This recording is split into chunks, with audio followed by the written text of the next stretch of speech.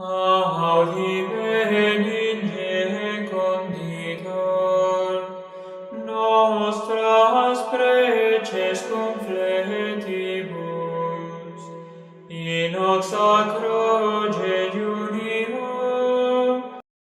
2025, León XIV. Notas sobre su legitimidad. Padre Fernando María Cornet. Voces del más allá. Tanto en los días previos al inicio del cónclave como en los inmediatamente posteriores, surgieron testimonios esporádicos de diversas personas sobre inspiraciones recibidas acerca del resultado del cónclave, que elegiría a León XIV, o sobre revelaciones y confirmaciones de Dios, de la Madre de Dios, o de algún santo o ángel del cielo, sobre la perfecta legitimidad del elegido, León. 14. También hay novelas, incluso películas, que hablan de ello, según dicen, con unos días, meses o incluso años de antelación. Pues bien, en realidad, hay infinidad de novelas de todas las tendencias, terror, detectives, melodramas, etc., y numerosos artículos de diversos géneros, teológicos, filosóficos, literarios, etc., en los que aparece la figura de un papa después del entonces reinante, con uno de los nombres que, en el último siglo, habían usado los pontífices, Gregorio XVII, Juan Xi, Pablo VII, Pío XIII, Juan Pablo III, e incluso Benedicto XVII y Francisco II no faltaban. A todo esto, obviamente, habría que añadir a nuestro León XIV. La verdadera sorpresa habría sido adivinar nombres papales como Higinio, Seferino, Adriano, Zósimo, Hormisdas, Zacarías, Cayo, Vigilio, etc. Las locuciones y revelaciones interiores recibidas, supuestamente, de místicos y videntes, deben evaluarse siempre con gran prudencia y atención, porque a menudo el diablo se aprovecha de ello para confundir la buena fe. Así como también existe el riesgo de que lo que se atribuye a Dios sea fruto de nuestra psique e imaginación. No es casualidad que la Iglesia analice estas manifestaciones con gran cuidado y una sana desconfianza, hasta que pueda cerciorarse de la naturaleza sobrenatural de tales fenómenos.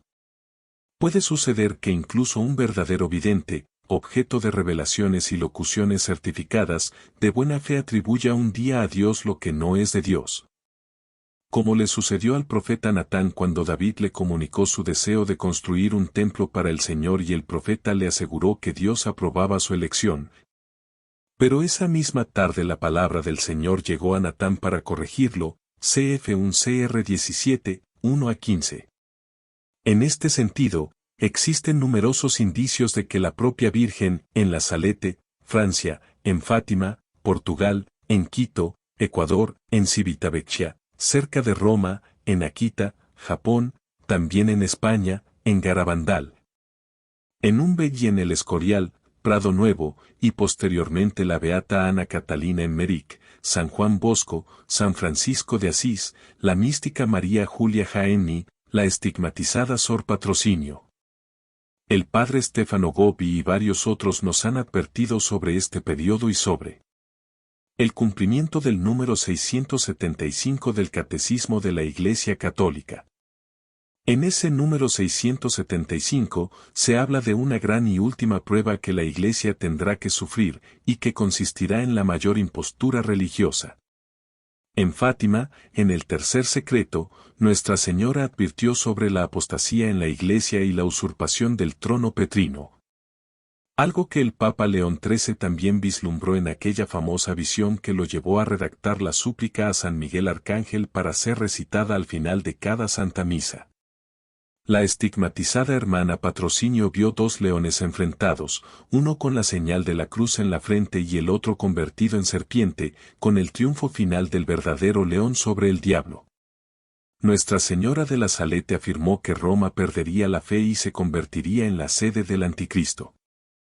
La Beata Emmerich presenció la destrucción de la Iglesia que los enemigos infiltrados estaban llevando a cabo, y al mismo tiempo la construcción de una nueva Iglesia por parte de los masones. En las revelaciones de la Madre de Dios en Quito, en el siglo XVI, se habla a menudo de la obra destructiva que los masones, incluso con este término se les identifica, habrían llevado a cabo en el siglo XX. En Garabandal, al morir Juan XXIII, Nuestra Señora anunció a una de las niñas videntes que solo quedaban 3 papas, legítimos, y luego declaró que en realidad eran 4. Pero que no tomaría en cuenta a uno porque su reinado sería demasiado breve, como ocurrió con Juan Pablo I, mientras que los otros 3 eran Pablo VI, Juan Pablo II y Benedicto XVI, por lo tanto, el último pontífice legítimo. Incluso en la lista profética de San Malaquías, el Papa Benedicto XVI sería el último, antes de la Gran Tribulación. La mística francesa estigmatizada Marie-Julie Jahenny, el 29 de septiembre de 1882, profetizó que la Iglesia tendrá su sede vacante durante muchos meses. Habrá 2 antipapas consecutivos que reinarán sobre la Santa Sede durante todo este tiempo. El Seráfico de Asís también anunció la usurpación del trono petrino, y que este hombre, no elegido canónicamente, desataría numerosas tribulaciones y persecuciones contra los verdaderos fieles. Para ese terrible tiempo de tribulación, Don Bosco indicó la auxiliadora y la Eucaristía como refugio seguro. Asimismo, en Umbe, donde la Purísima Virgen María Adorada anuncia la importancia de la Eucaristía, que será un refugio seguro en las tormentas, revela también al falso Papa. Un hombre injusto y violento que ni siquiera podrá bendecir al pueblo en nombre de Dios, un falso Papa sin sacerdocio, y que el verdadero Papa será entregado a la Iglesia solo después del aviso. Un evento del que también se habló en Medjugorje y en otros lugares. En Umbe, la vidente Felisa Arteaga vio que las llaves de San Pedro estaban en manos de la Virgen y que ella las entregaría a Pedro Romano. Incluso en el Escorial, Nuestra Señora, en una de las apariciones, apareció vestida con ropas papales y el escudo de armas de Juan Pablo II, pero no porque quisiera ser papa, sino porque fue custodia de las llaves de San Pedro durante un tiempo y, por lo tanto, gobernadora, por mandato de su divino Hijo, de la Iglesia de la que es madre, hasta la manifestación de Pedro Romano. Habrá una noche oscura, con mucha maldad y tibieza entre los sacerdotes, con una apostasía generalizada del clero y de muchos consagrados de la masonería, como se reveló en Civitavecchia. Oposición entre cardenales y obispos, y muchos consagrados que abandonarán el servicio del Señor, como reveló la Señora de todos los pueblos en Akita. Pero el prelado que Jesús y Nuestra Señora enviarán al mundo restaurará la Iglesia y el espíritu de los sacerdotes, como lo indicó la propia Virgen en Quito. Al final, como se prometió en Fátima, el Inmaculado Corazón de María triunfará. Numerosos santos, videntes y místicos nos han advertido sobre estos tiempos, un periodo marcado por poca luz, pero gran confusión, por mucho orgullo y arrogancia, por abundante inmodestia. Por numerosos falsos profetas que alejarán las almas de Dios, y por el falso profeta que introducirá al anticristo entregándole a quienes se han puesto en sus manos, CFA 16:1. 19:2, por no haber creído en la verdad ni haberla amado, CFJN 8, 42-47, 15, 9, 10, 1JN 2, 3-11, 4-20. Solo la verdad nos hará libres, JN 8:32. Por eso debemos ser muy cautelosos antes de dar la bienvenida al último rugido del último, supuesto, vidente, porque, el diablo, como león rugiente, ronda buscando a quien devorar, una P5:8. Presente y ausente. Una de las hipótesis creativas más interesantes propone lo que, aparentemente, estaría presente en varios sistemas jurídicos del mundo. De hecho, parece ser una doctrina generalizada y aceptada en jurisprudencia que quienes participan ilegítimamente en una votación, por ejemplo, en una junta directiva o en una asociación, tienen su voto completamente nulo y ellos mismos son legalmente inexistentes, resultando, al final, como si no hubieran estado presentes en esa reunión ni hubieran participado en la votación, si hubo 30 participantes. Pero solo 23 fueron legítimos, al final legalmente solo habrá 23 votos, ya que legalmente los otros 7 nunca estuvieron presentes. Aplicando estos principios jurídicos al cónclave, los defensores de esta hipótesis afirmaron que, si bien físicamente entraron 133 cardenales y materialmente votaron 133 cardenales, legalmente en cambio solo había esos 25 cardenales legítimos, antes de 2013. Así pues, desde un punto de vista legal, solo 25 participaron y solo 25 votaron. En conclusión, un cónclave absolutamente válido. Quien me planteó esta hipótesis es un reconocido jurista de renombre internacional, profesor de Derecho con numerosas publicaciones. Y no tengo motivos para dudar de lo afirmado respecto a los sistemas jurídicos de muchos países. Al no ser jurista, desconozco si esto también tiene correspondencia en la jurisprudencia italiana.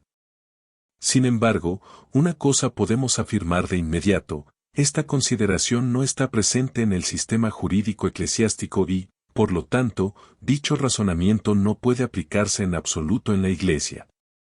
De hecho, según el Canon 169 del Código de Derecho Canónico y los números 33 y 76 de la Constitución Apostólica Universi Dominici Gregis del Papa Juan Pablo II, textos ya citados y comentados en esta obra, la presencia y participación activa durante una elección, y por lo tanto también en un cónclave, incluso de una sola persona que no tenga derecho a estar presente, invalida no solo su voto, sino toda la elección. Y todo esto sin tener en cuenta que la ausencia en el cónclave de 2025 de más de un tercio de los cardenales con derecho a voto, de conformidad con el Canon 166 párrafo 3, ya invalidaba dicha elección por la propia ley.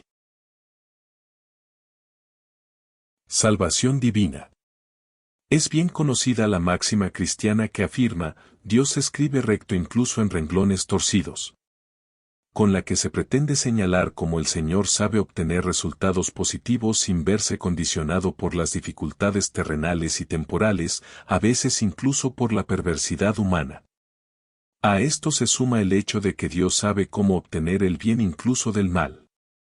Ciertamente, estas son verdades que no deben olvidarse ni descuidarse de ninguna manera. Solo que aquí no pueden aplicarse como algunos quisieran. De hecho, no faltan algunos, incluso entre los consagrados, que las han citado para decir que, si bien el cónclave fue quizás manejado en salas oscuras, quizás dirigido y preparado por personajes oscuros, e incluso participaron 108 quizás falsos cardenales, por lo tanto, quizás participantes ilegítimos en ese sagrado evento que lo habrían anulado todo con solo esto. Dios siempre es capaz de obtener buenos frutos de las distorsiones humanas y sabe escribir con rectitud sobre renglones torcidos, de modo que al final de ese cónclave surgió un papa legítimo. Aquí debemos agregar una serie de adjetivos que hemos visto aquí y allá: un papa verdadero, santo, piadoso, bueno, sabio, moderado, conservador hasta el punto justo, tradicional como la Iglesia quiere, y muchos más, etc. León XIV. Es muy probable que quienes han mencionado estas cosas de esta manera hayan olvidado que en Dios no hay contradicción, y que el Altísimo es fiel a su palabra, porque cumple lo que ha prometido. CF1 COAR 1,9. 2 Tim 2,13, Gal 3,17-29, Rom 4,13-16. ¿Cómo se aplica esto a nuestro caso? Nuestro Señor le dijo al apóstol Pedro: todo lo que ates en la tierra quedará atado en el cielo, y todo lo que desates en la tierra quedará desatado en el cielo. MT 16,19. Y se toma esta promesa muy en serio, como el propio San Francisco de Asís tuvo la oportunidad de experimentar. El seráfico padre, de hecho, había obtenido del Señor el don de la indulgencia plenaria para todo aquel que pasara por la puerta de la pequeña iglesia de la Porciúncula, Pero fue nuestro Señor mismo quien le dijo a San Francisco que tenía que acudir al Papa de todos modos y pedirla, y sólo entonces, si el pontífice consintió, se la concedería. Por lo tanto, si un pontífice declara solemnemente algo que debe hacerse precisamente de esta manera y no de otra, como se establece en el número 76 de la UDG, incluso en el cielo aceptan y respetan lo que el sucesor de Pedro ha establecido en la tierra. Los cardenales han tenido tiempo y medios para conocer los problemas relacionados con el pontificado de Francisco y la discusión sobre su legitimidad. Muchos han sido interpelados directamente con peticiones y solicitudes.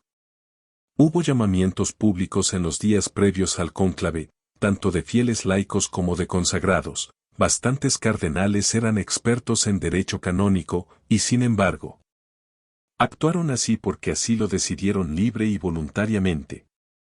Y si libre y voluntariamente decidieron ir más allá de los límites establecidos por los legítimos sucesores del bienaventurado apóstol Pedro, no se puede pensar que Dios finja que no ha sucedido nada. Que lo dejará todo como está y que, de hecho, bendecirá la elección del sucesor de un claro y evidente antipapa, de modo que ahora sea un legítimo pontífice de la Iglesia Católica. Lo que hemos visto últimamente no fueron errores cometidos por ignorancia o fragilidad, no. Quizás podría decirse lo mismo de buena parte de lo ocurrido en 2013, pero luego las circunstancias cambiaron, la verdad emergió con mayor claridad. Y ninguno de los cardenales quiso someter el problema explícitamente a todo el colegio, ninguno quiso asumir ni siquiera la responsabilidad indirecta por lo ocurrido con Benedicto XVI y Francisco y ninguno hizo el más sutil atisbo de mea culpa. Permitieron que el Papa Benedicto, vicario del Hijo de Dios, fuera obstaculizado y luego ultrajado de mil maneras, y permitieron que Francisco y maltratara a la Iglesia, esposa del Hijo de Dios, su doctrina, sus sacramentos, la santidad de su madre, que también es la madre del Señor, y creen que ahora Dios les cerrará los ojos, les sonreirá y los animará a continuar por este camino ofreciéndole su bendición. Lo siento mucho, no se engañen, Dios no puede ser burlado. Gal 6, 7. Legítimo hasta la declaración oficial. Uno de los errores más comunes en estos tiempos es confundir nulidad con anulación. ¿Cuál sería la diferencia?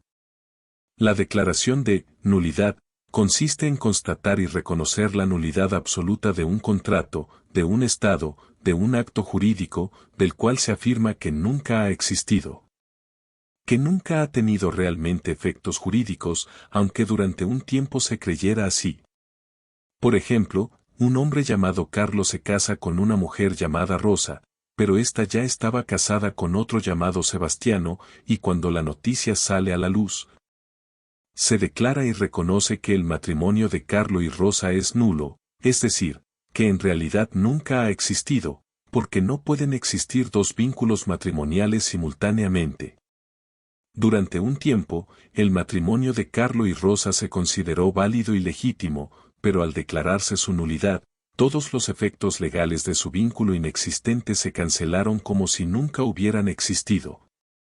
Es decir, no había bienes que dividir, etc. La nulidad, por otro lado, es la acción que declara algo que hasta ese momento ya no era válido. Mientras que con la nulidad se afirmaba que nunca hubo efectos legales legítimos, porque el acto era legalmente inexistente. Ahora se afirma que esos efectos legales se mantienen hasta el momento en que todo se bloquea con la anulación. La anulación no es automática, sino siempre consecuencia de una solicitud explícita. Por ejemplo, Roberto asume el cargo de gobernador, obtenido legítimamente tras una elección válida. Y decide multar con 50 pesos a los peatones por cruzar la carretera provincial si no lo hacen utilizando el puente construido específicamente para tal fin. Un ciudadano de esa región decide apelar ante el juez, y tras resolver el asunto en el tribunal, éste decide anular la orden del gobernador, ya que un solo puente para toda la región es insuficiente. Y la gente no debería tener que recorrer 10 kilómetros para usar el único puente disponible y evitar una multa. En la resolución del juez, se explica que corresponde al gobernador decidir lo que ha decidido, es legítimo. Pero para hacerlo correctamente, será necesario ofrecer a los ciudadanos más oportunidades para cruzar. A partir del momento en que se emite la resolución, la orden del gobernador pierde su vigencia, habiendo estado vigente hasta ese momento. Aplicando estos principios a la cuestión de Francisco I, debemos decir que, dado que cuando fue elegido sumo pontífice el 13 de marzo de 2013 la sede apostólica no estaba realmente vacante, debido a la no muerte ni abdicación de Benedicto XVI, la elección de Francisco fue inmediatamente nula y sin valor, y el cardenal Jorge Mario Bergoglio nunca ha tenido ningún derecho derivado de dicha elección.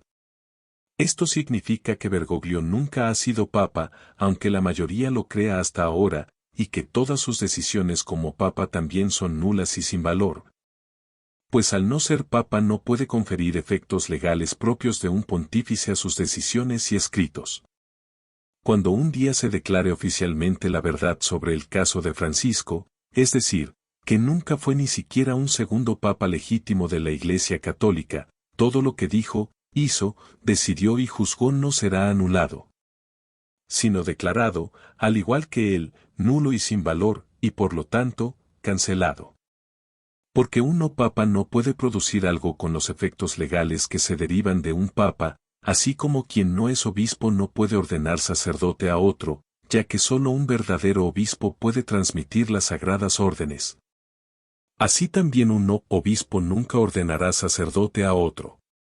Quizás ese no obispo sea considerado obispo durante muchos años, y el pobre hombre ordenado sacerdote por él sea considerado un verdadero sacerdote por la multitud, pero cuando la verdad se haga pública y clara, el no obispo será declarado públicamente lo que siempre ha sido, es decir, un no obispo, y el pobre no sacerdote también será declarado, incluso sin culpa, por lo que siempre ha sido, un no sacerdote.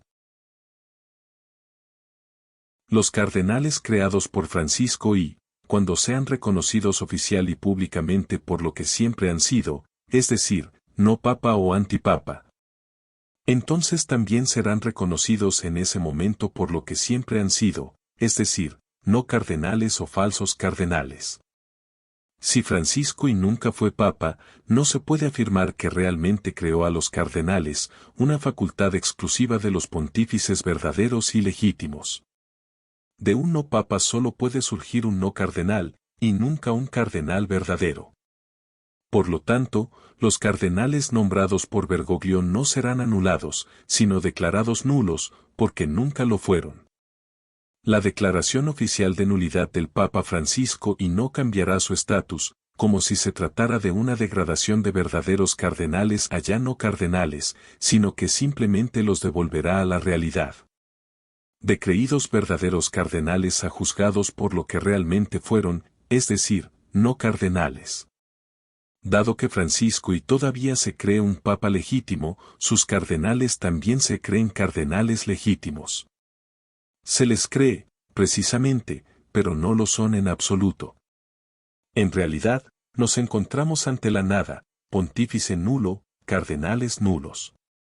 Y aquí llegamos al punto clave. Los cardenales nombrados por Bergoglio no solo actúan legítimamente como verdaderos cardenales hasta que se declare públicamente la verdad, sino que todas sus acciones cardenalicias son fundamentalmente erróneas, pues no son cardenales.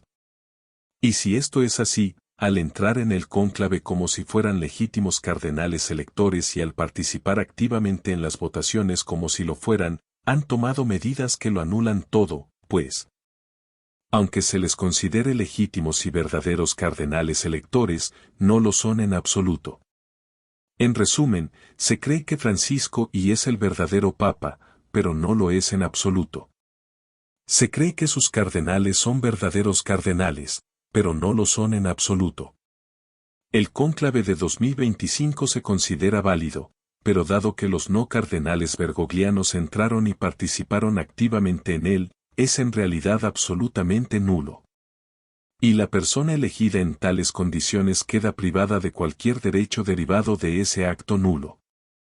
Así pues, León XIV, aunque el 99,9% de los católicos considera que es un verdadero papa, no lo es en absoluto. Las cosas son así no porque yo, ni nadie más, lo haya dicho. La diferencia entre nulidad y anulación, como ya hemos visto, radica en que para anular se necesita una sentencia de autoridad, mientras que para la nulidad se necesita una declaración de realidad.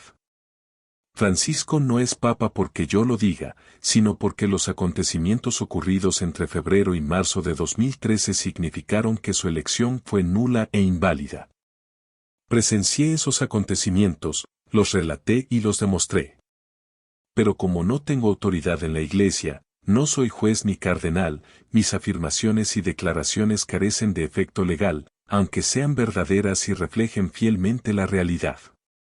No puedo anular nada, y si declaro que fue nulo, aunque sea cierto, no tendrá efecto legal. Para que mis conclusiones sean verdaderas, deben concordar con la realidad, para que tengan efecto legal, debo tener autoridad. Sin embargo, al no tener autoridad, puedo decir la verdad y comunicar a todos, demostrando así las cosas, el statu quo. Cuando un día quienes verdaderamente tienen la autoridad intervengan conforme a las leyes, entonces constatarán la realidad y declararán la verdad. Benedicto XVI nunca abdicó ni renunció a nada. Francisco y nunca fue un papa legítimo, sus cardenales no lo fueron en absoluto, y el cónclave de mayo de 2025 nunca eligió válidamente a un papa legítimo. Por lo tanto, León XIV no es el sumo pontífice de la Iglesia Católica, más allá del hecho de que Robert Francis Prevost probablemente sea una muy buena persona. Un último punto sobre esto, el futuro pontífice verdadero y legítimo tendrá que decidir si retomar, y qué retomar, del periodo en que hubo antipapas, porque sin duda habrá habido algo bueno. Por ejemplo, Francisco y estableció que en cada plegaria eucarística se nombrara explícitamente a San José, lo que correspondía al deseo de Juan XXIII al introducir el nombre del Santo Patriarca en el canon. Sin embargo, en aquel entonces solo existía una plegaria eucarística, el canon romano, mientras que con el Novus Ordo existen varias. Por lo tanto, la orden de nombrar e invocar al Santo Patriarca en todos ellos es más que acertada. Podemos decir lo mismo de la celebración litúrgica de María, Madre de la Iglesia, establecida por Francisco y como memoria obligatoria el lunes después de Pentecostés. Este título fue anunciado por el Papa Pablo VI durante el Concilio Vaticano II, quien deseaba que toda la Iglesia honrara e invocara a aquella que dio al mundo el Salvador. Desafortunadamente, esta invocación fue rechazada por muchos obispos en su momento y prácticamente olvidada posteriormente. Por lo tanto, es más que justo que se reactive esta iniciativa. Finalmente, habrá algún cardenal nombrado por Bergoglio que sea verdaderamente bueno, virtuoso, justo y sabio. ¿Dónde podría el verdadero y legítimo pontífice asumir estas cosas y, con su autoridad de verdadero pontífice, introducirlas oficialmente en la vida y la disciplina de la Iglesia? Lo mismo ocurre con los cardenales, que no serían confirmados, sino acogidos y verdaderamente nombrados ahora por un verdadero pontífice. Porque nada de lo que un antipapa ha dicho o hecho tiene verdadero valor ni autoridad pontificia, pero puede contener elementos de verdad y justicia que valdrán la pena redimir, y que serán propuestos a la Iglesia por un verdadero papa con su legítima autoridad pontificia. El doble cónclave. En los últimos tiempos, ha cobrado fuerza entre algunos la afirmación de que, en el cónclave de 2025, habría en realidad un doble cónclave, incluso identificado con las pintorescas expresiones conclaveeto y conclavone. ¿Qué habría sucedido? Si entiendo bien lo que se dice aquí y allá, la reconstrucción de cómo sucedieron los hechos sería la siguiente. Dado que existía la dificultad, para que todo fuera legítimo, de los 108 cardenales falsos, durante el cónclave cuando el famoso extra omnes, que significa todos fuera, ya se había pronunciado. En la noche de apertura se habría producido una especie de votación falsa para hacer creer al pueblo que se había celebrado la primera votación, cuando en realidad se había dado una larga explicación a los cardenales allí reunidos de que Francisco era un antipapa, o al menos era muy probable que lo hubiera sido, y que, por lo tanto, la presencia de esos 108 cardenales en la Capilla Sistina corría el riesgo de comprometerlo todo y la Iglesia necesitaba un papa legítimo. Así que, en la mañana del 8 de mayo, la primera de las dos votaciones se habría realizado con todos porque era consultiva, es decir, para saber quién podría haber disfrutado de mayor preferencia. A la segunda de la mañana, esos 108 cardenales falsos no entran en la Capilla Sistina, donde se lleva a cabo la segunda votación, esta vez deliberativa. Con solo los 25 cardenales nominados antes de 2013, quienes habrían elegido a Robert Francis Prevost. Sin embargo, este habría solicitado otra votación coral de confirmación, esta vez con los otros 132 presentes. Mientras tanto, Prevost, ahora seguro de ser elegido por los demás, no baja a almorzar y se dirige a su habitación a preparar el discurso que pronunciará esa noche cuando aparezca en la logia de la Basílica de San Pedro. Por la tarde, en la tercera votación del día, los 133 están presentes en la Capilla Sistina, y esta vez Prevost es elegido con más de 100 votos, adoptando el nombre de León XIV.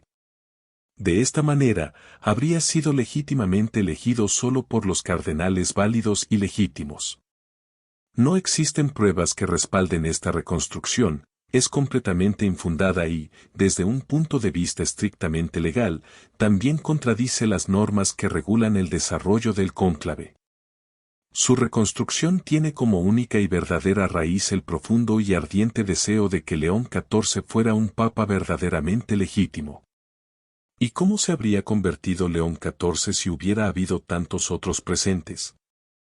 Con un doble cónclave. Algunas indiscreciones y ciertos comentarios de varios cardenales en las entrevistas que concedieron tras el cónclave, así como las posibles reconstrucciones de algunos vaticanistas, han dado lugar a expresiones que, entendidas como ambiguas, han servido para organizar la historia. Esos rumores, por ejemplo, los que hablaban de los más de 100 votos obtenidos por Prevost, que inicialmente fueron tildados de puro chisme, infundados, falsos. Solo para encubrir que había sido elegido por solo 25 votos, fueron luego aceptados como revelaciones auténticas de la flagrante confirmación del doble cónclave a medida que la historia cobraba mayor profundidad. Sin embargo, las cosas resultaron de forma distinta a como estos ardientes deseos pretendían imaginar. En la Universi Dominici Gregis, la palabra elección aparece 141 veces y tiene esencialmente dos significados. Asterisco el primero corresponde al objeto o propósito tanto de la propia Constitución Apostólica como del cónclave. Esto significa que el documento tratará sobre la provisión del nuevo sumo pontífice y que el cónclave está organizado para proveer a la Iglesia de un nuevo sumo pontífice. Por lo tanto, el primer significado de elección es provisión de un nuevo sumo pontífice. Asterisco el segundo significado se refiere al proceso, en su complejidad e integridad, mediante el cual la Iglesia recibe un nuevo sumo pontífice. En este segundo sentido, la elección significa la celebración de todo el cónclave y, como tal, incluye diferentes operaciones y momentos. Sin embargo, en ningún caso la palabra, elección, se identifica con el escrutinio mediante el cual se vota y elige al sumo pontífice, sino que el voto secreto es una de las diversas operaciones que constituyen la elección. A continuación, se presentan algunos de los textos más importantes de la UDG, comenzando por la introducción, donde se manifiestan estos significados mediante capturas de pantalla del sitio web oficial de la Santa Sede.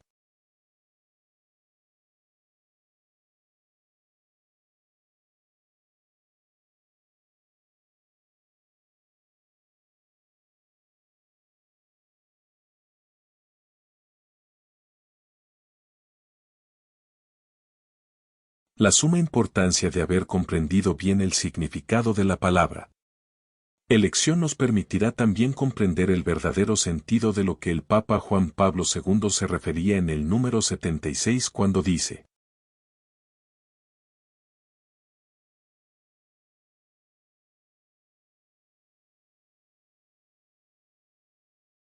aquí no se refiere al acto único de votación, al voto secreto ni a ningún otro acto aislado, sino a todo el proceso mediante el cual la Iglesia recibe un nuevo sumo pontífice.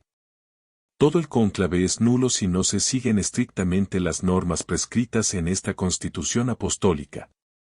Por lo tanto, la mera presencia de no cardenales que juran y entran en la Capilla Sistina invalida todo el cónclave, la participación activa, aunque sea fingida, de no cardenales en los actos electivos invalida todo el cónclave. No es el acto único de votación y voto secreto, sino todo el proceso lo que se invalida.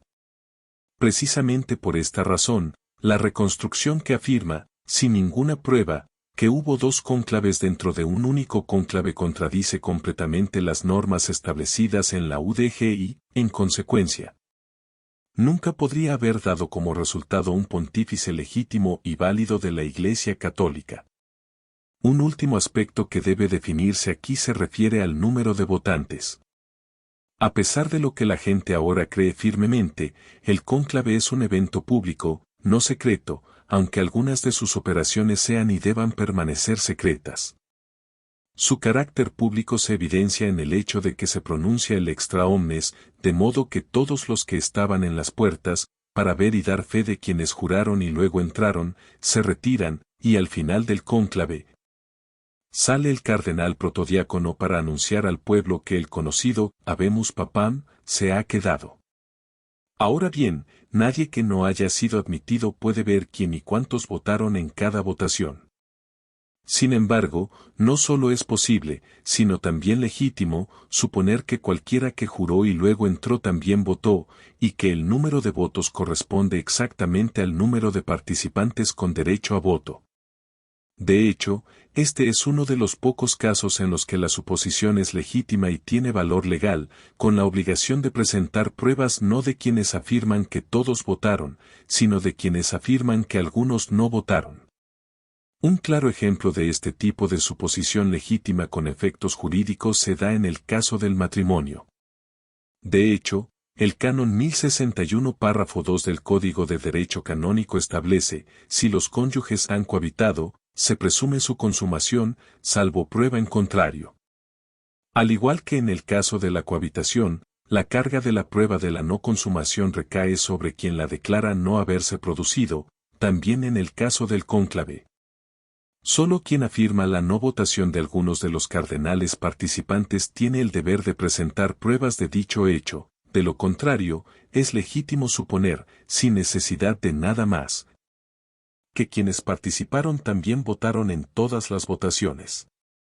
Y si esto es así, a falta de prueba real, no se puede afirmar que en ese cónclave hubo un voto diferente reservado para algunos con exclusión de otros.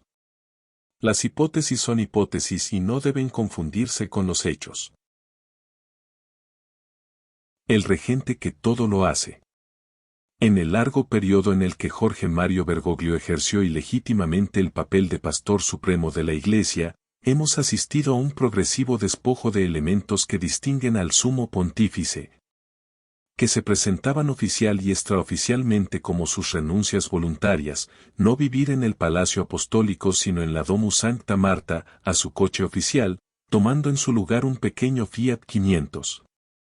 A sus zapatos rojos, a sus pantalones blancos, a su museta roja, a su salario de 2.500 euros, al escudo de armas en su faja, al uso de la matrícula SCV1, al anillo del pescador, a la celebración eucarística, al uso de las siglas PP, al escudo de armas auténticamente papal adoptando uno. Decían, verdaderamente antipapal, al munus docendi y a la predicación, a la imposición del palio a los arzobispos metropolitanos, a los 7 candelabros en el altar, a el cuello blanco y la faja alrededor de la cintura, y finalmente la propia sotana blanca.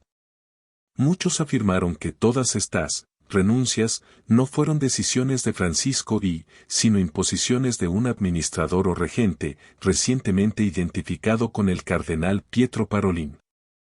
El regente habría tenido la misión de controlar el antipapado de Bergoglio, imponiéndole ciertas cosas y prohibiendo otras, porque habría sido, en resumen, un experimento, una especie de tarde de libertad controlada, en la que se deja cierto margen de maniobra a los modernistas gnósticos masones para manifestarse, pero con muchos límites que no podrían perjudicar demasiado a la Iglesia. Y, por si fuera poco, habría sido tarea del regente gestionar el cónclave de 2025, o mejor dicho, el doble cónclave, para la elección de León XIV y así iniciar la restauración. La figura del regente, para quienes apoyan esta reconstrucción, se convierte en la única explicación posible de todas estas renuncias en el periodo bergogliano. De hecho, para ellos, las renuncias mismas son la prueba de la existencia e implementación del regente. Pero quizás las cosas podrían ser un poco diferentes al final. La cuestión del regente, de hecho, no es más que una simple hipótesis, no un hecho, ni siquiera la única hipótesis posible para explicar ciertos hechos. De hecho, los hechos presentados como prueba de la existencia e implementación del regente no son realmente pruebas, porque son solo hechos que podrían explicarse de diferentes maneras y no de una sola. Y si un hecho puede explicarse de diferentes maneras, entonces no se puede esperar que la explicación elegida sea excluyente, será solo una hipótesis, a veces quizás mejor que las demás, pero no más que una entre muchas.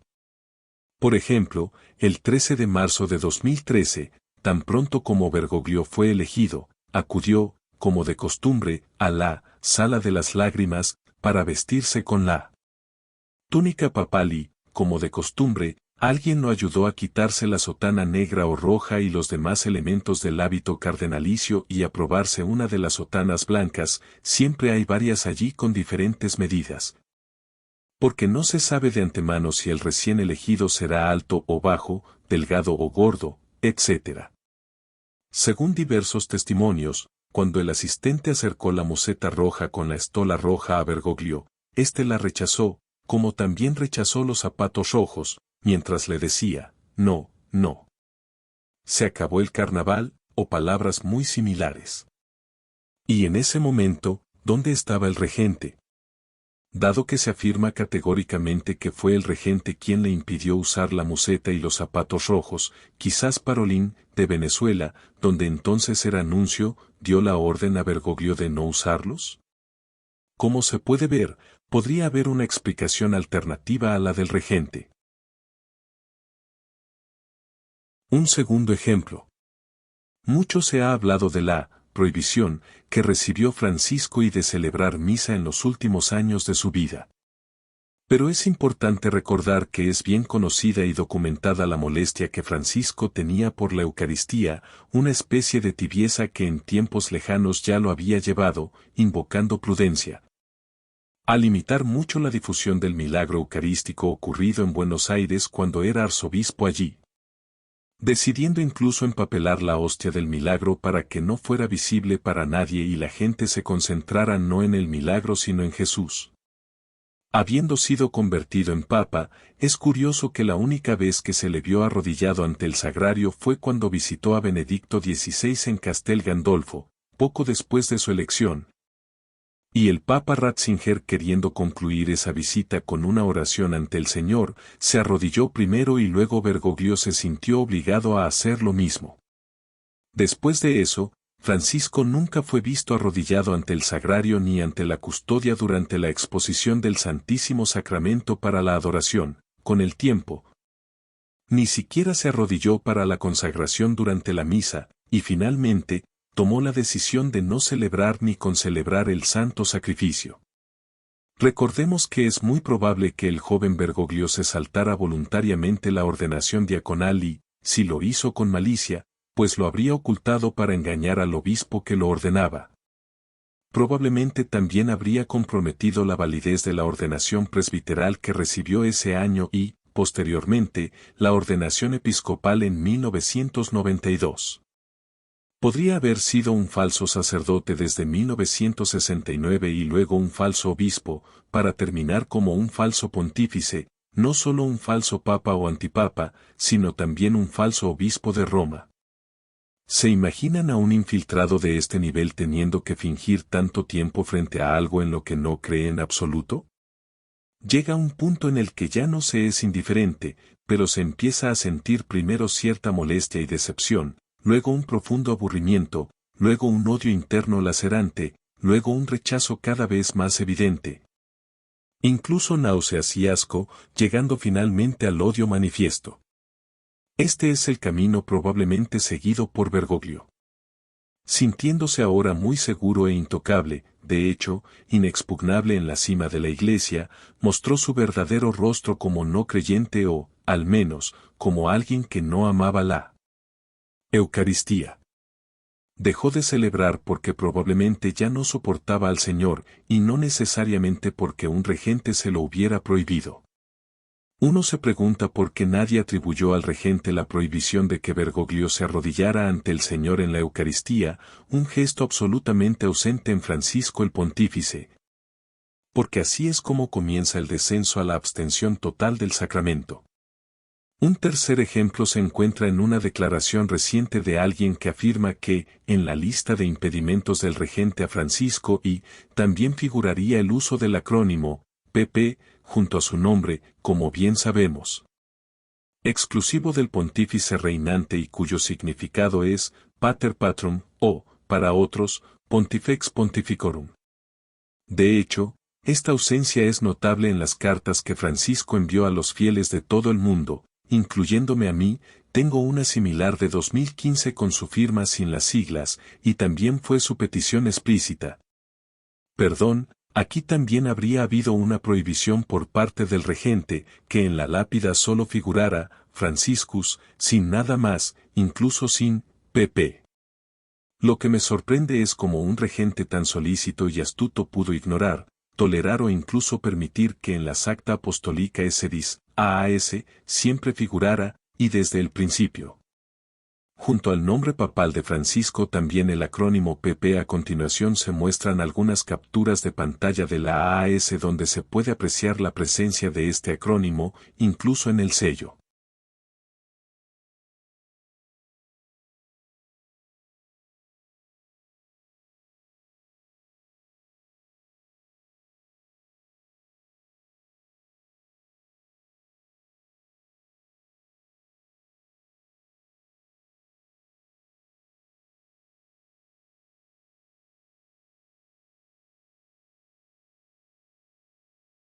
En cuanto al acrónimo, PP, es evidente que su ausencia solo se produce en ciertos documentos y es una decisión de Francisco. Ya que el rígido protocolo de la Santa Sede para las publicaciones oficiales no comete errores y permite que estas siglas estén presentes en los 138 volúmenes de la AAS que conciernen al Papa Bergoglio. Disponibles hasta la fecha en línea en el sitio web del Vaticano. Sin embargo, muchas de estas renuncias son resultado de decisiones populistas y pauperistas de Francisco, más que de un regente vigilante e inflexible que controlaba al antipapa. El verdadero obstáculo que Francisco encontró durante su reinado fue Benedicto XVI, incluso después de su muerte. El papa alemán siguió siendo una fuente de tormento interno para el argentino y un verdadero límite para sus iniciativas pastorales. De hecho, el único capaz de haber dispuesto ciertas cosas, por ejemplo, la bandera sin su escudo para la elección de Bergoglio, para que se llevaran a cabo, o de haber bloqueado de alguna manera la publicación de ciertos documentos perjudiciales para la fe y la moral católicas. Por ejemplo, el que habría contemplado la abolición del celibato y el permiso para ordenar a hombres casados, o el otro con la admisión de mujeres al diaconado, fue el Papa Ratzinger. Otras de estas renuncias se pueden explicar perfecta y coherentemente, sin forzarlas, con el populismo típicamente peronista de Bergoglio. Por ejemplo, aparentar ser extremadamente pobre yendo a Santa Marta y usando el coche pequeño, no cobrar el salario de 2.500 euros, etc. A veces pienso que detrás de todas estas renuncias llevadas a cabo sistemáticamente a lo largo de 12 años, hay un origen sobrenatural. De hecho, fue alrededor de 1820 cuando, dentro de la masonería, surgió el plan de infiltrarse en la iglesia para, un día, aunque fuera muy lejos, alcanzar la cúspide y tomar posesión de ella, transformándola así en algo más acorde con el credo masónico, que, recordemos, es profundamente gnóstico, incluso satánico. Hemos documentado cuidadosamente cómo se llevó a cabo ese plan durante casi 200 años, hasta la llegada de Jorge Mario Bergoglio en 2013. El gnosticismo, e incluso el satanismo, no dejaron de manifestarse durante el reinado de Francisco, y no es casualidad. ¿Qué hizo Francisco y? Poco a poco, se despojó de toda referencia a la dignidad pontificia, a la identidad sacerdotal, a lo sagrado, a lo divino, vació progresivamente el papado hasta convertirlo en algo completamente distinto. Dejó de ser el vicario de Cristo, dejó de ser la autoridad suprema de la Iglesia para no confirmar a los católicos en la fe, dejó de ser el puente supremo entre lo humano y lo divino, entre el tiempo y la eternidad. No, nada más que todo esto. Unos días antes de partir de este mundo, Francisco ya apareció en la Basílica de San Pedro sin ningún elemento sagrado, ni vestimentas sacerdotales, ni signo pontificio. Completamente desprovisto de cualquier indicio de ser papa, obispo, o al menos sacerdote o persona consagrada, y en su desnudez fue a rezar ante la tumba de San Pío X, decían entonces, porque Francisco era muy devoto del Papa Sarto. ¿Coincidencia? En absoluto.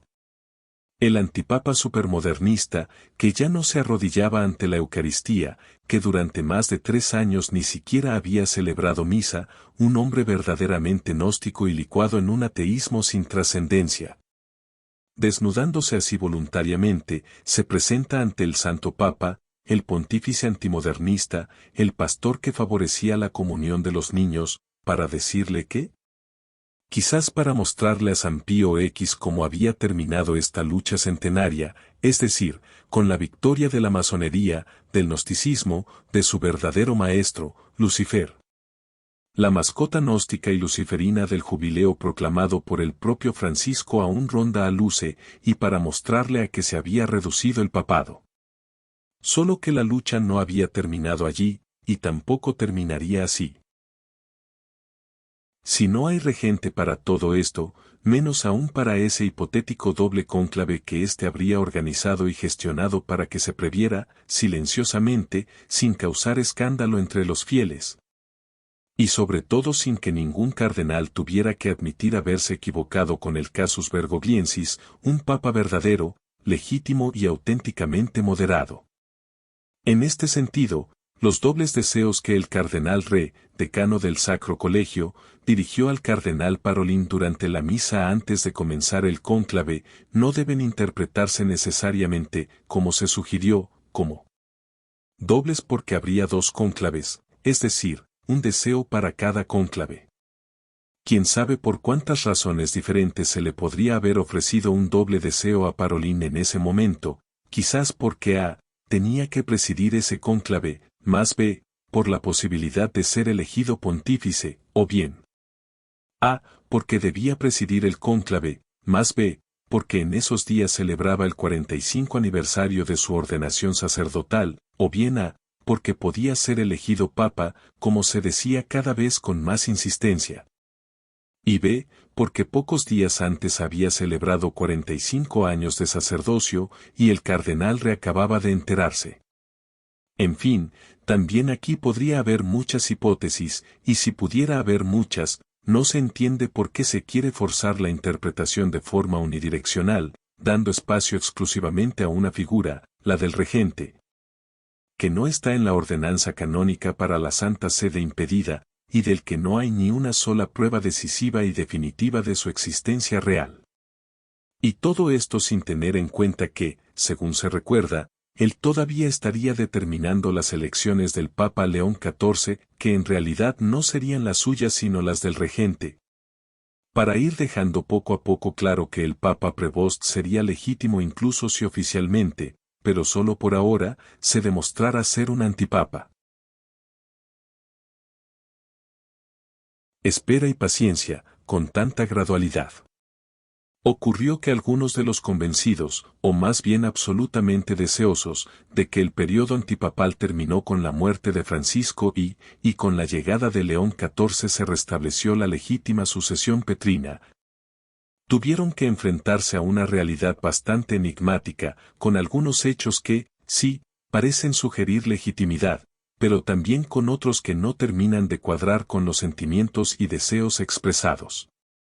Y antes de entrar en pánico y una profunda crisis, porque ya están confundidos, claman por la necesidad de dar tiempo a León XIV para que podamos ver cómo actúa, para que se declare oficialmente el verdadero pontífice, para que presente públicamente las pruebas de su legitimidad, y para que el periodo bergogliano quede totalmente borrado y dejado atrás. En resumen, piden tiempo porque seguramente la verdad se revelará gradualmente, afirman.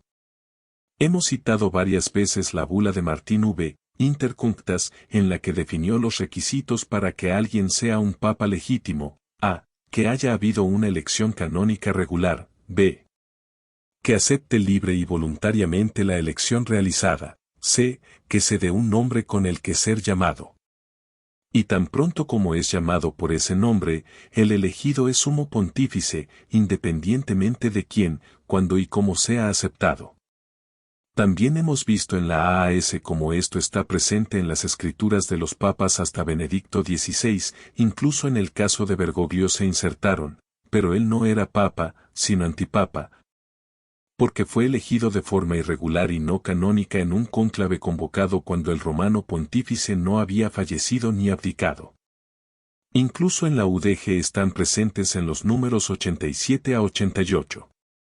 Y los encontramos en la escritura hecha pública por León XIV. ¿Significaría esto que es un papa legítimo? No exactamente. El principal problema de León, como hemos visto, radica en el cónclave que lo eligió, ya que estaba formado por falsos cardenales creados por Francisco y, además de que había más cardenales que el número máximo de 120, y porque faltaba más de un tercio de los cardenales verdaderos y legítimos que, según el día anterior a la fecha de la sede vacante, que en realidad coincidió con el fallecimiento de Benedicto XVI, el 31 de diciembre de 2022, aún no habían cumplido los 80 años y, por lo tanto, deberían haber sido convocados como electores. Olvidar esto, o confundirlo con otra cosa, ha llevado a no pocos a pedir un poco de tiempo para aclarar las cosas.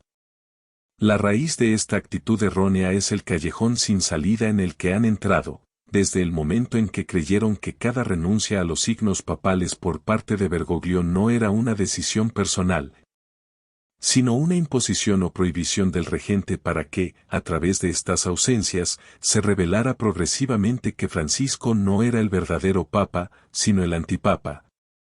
Ahora se ven obligados a considerar que esas mismas cosas presentes en León son signos de que es el papa legítimo porque está autorizado por el regente, tomar posesión de nuevo del Palacio Apostólico y Castel Gandolfo, usar la museta roja, vestir pantalones blancos, imponer personalmente el palio a los nuevos arzobispos metropolitanos, recuperar el coche oficial desechando el pequeño Fiat 500 de Bergoglio, bendecir al pueblo de Dios Urbi et Orbi, etc. ¿Pero es así? Es cierto que solo un papa legítimo puede llevar o hacer todas esas cosas, pero es igualmente cierto que un antipapa también puede llevar o hacerlas. La diferencia es que la sotana blanca, por ejemplo, será usada legítimamente por el verdadero papa, mientras que un antipapa la usará ilegítimamente y abusivamente. Por lo tanto, todas estas cosas no pueden darnos la certeza de estar frente a un verdadero papa, porque incluso un antipapa puede usarlas o puede hacerlas. Durante 12 años, Bergoglio ha usado la sotana blanca abusivamente. Durante 12 años Bergoglio ha recibido ilegítimamente el tratamiento de Santo Padre, su santidad, etc. Durante 12 años Bergoglio ha creado ilegalmente cardenales, que en realidad no son más que falsos cardenales. Durante 12 años Bergoglio ha usado ilegítimamente el anillo del pescador y el sello papal, etc. En resumen, durante poco más de 12 años Bergoglio se ha vestido abusivamente como el romano pontífice y ha actuado ilegítimamente como el papa de la Iglesia Católica. Y podremos ver todas estas cosas en León XIV, quizás se vista como un verdadero papa, quizás hable como un verdadero papa, quizás recupere lo que Francisco y desechó. Quizás el latín regrese a la liturgia y cite a los santos en sus discursos, quizás sea plenamente ortodoxo en la exposición de la doctrina, quizás tenga una mano firme en la disciplina de la Iglesia, quizás. Pero de todo esto no derivaremos la certeza de su legitimidad, ni de su ilegitimidad si volviera a imitar a Francisco y... La única certeza para saber si alguien es o no un papa legítimo reside en las tres condiciones expresadas por Martín V.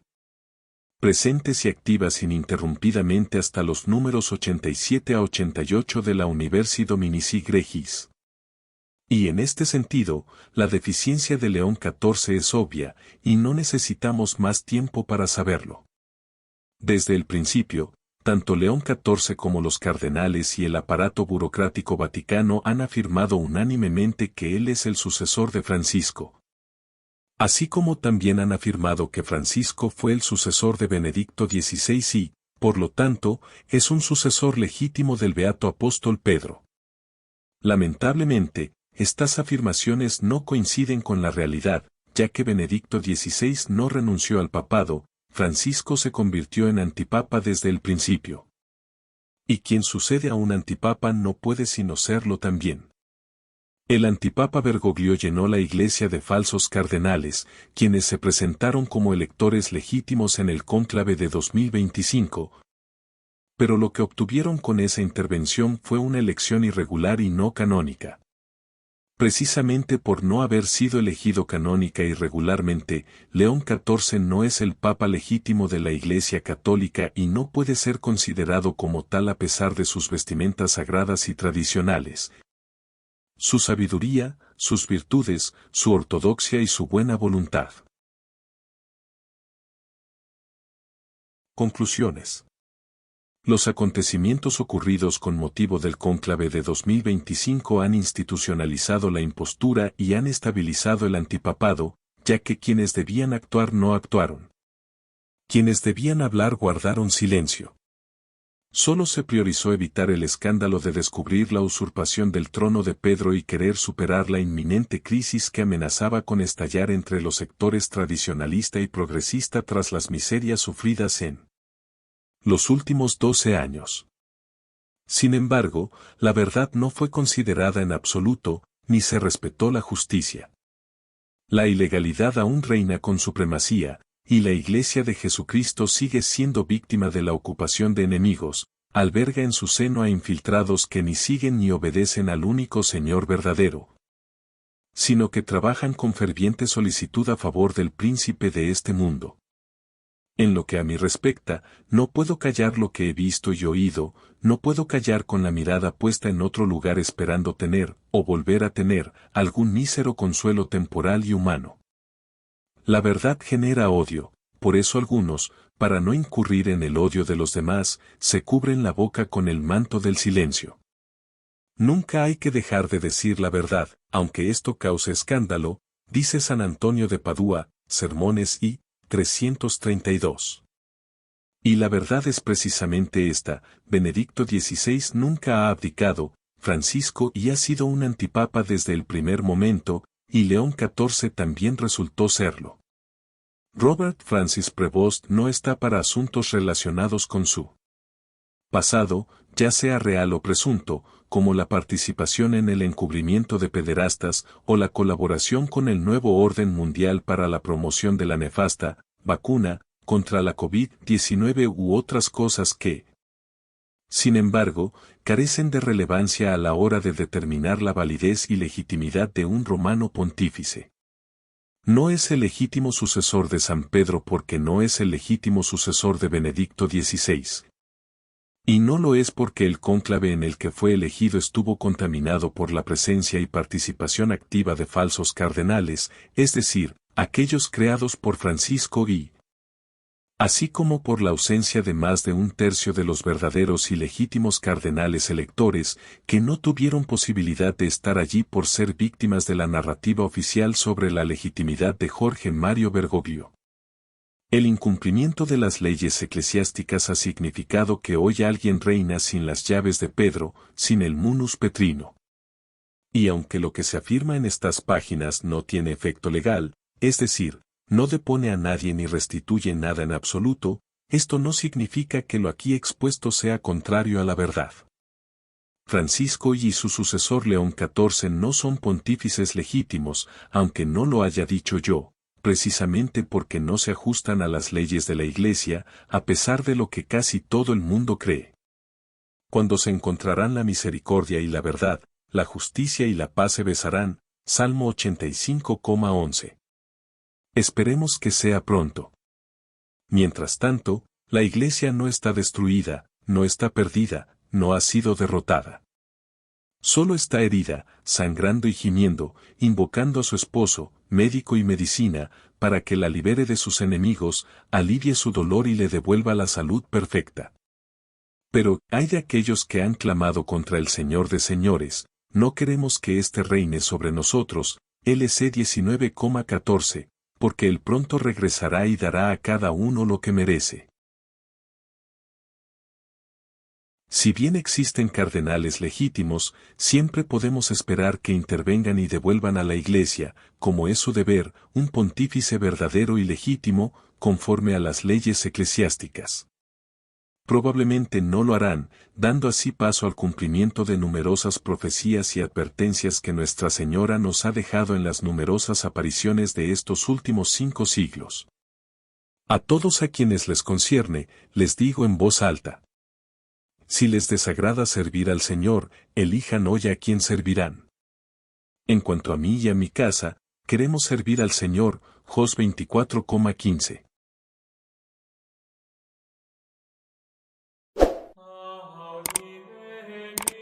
Cor tuum regnavit, o Marie. Nostras preces confletibus. Vacant praetorium.